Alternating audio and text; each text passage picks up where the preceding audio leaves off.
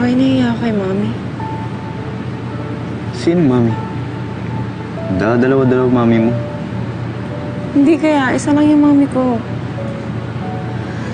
Hindi ko pa tinuturing na Mami si Tita Josephine. Ilang beses niya ako sinave, kaya binabalik ko lang sa kanya. Tsaka, gusto ko lang siya bigyan ng chance. Na magbago. Maging Mami para sa'yo.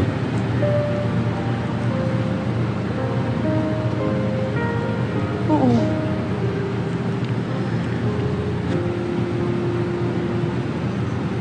Ayoko naman maipit yung pamilya ko dahil kay Tita Josephine. Kaya mo siya tinulungan.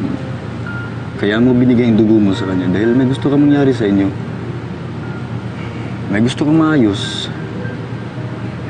Mas mahihirapan ka at mahihirapan sila kapag hindi mo inarap yan. Itatago ko sa kanila na nagkikita kami ni Tita Josephine. Desisyon mo yan eh. Pero kung yan ang kailangan mong gawin para matahimik ka, di gawin mo. Mas madaling maglihim ng pansamantala kaysa mabuhay ng may mga tanong na hindi mo nasagot.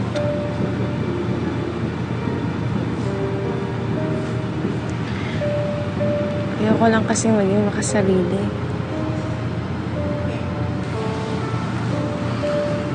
Nagiging anak ka lang sa nanay mo.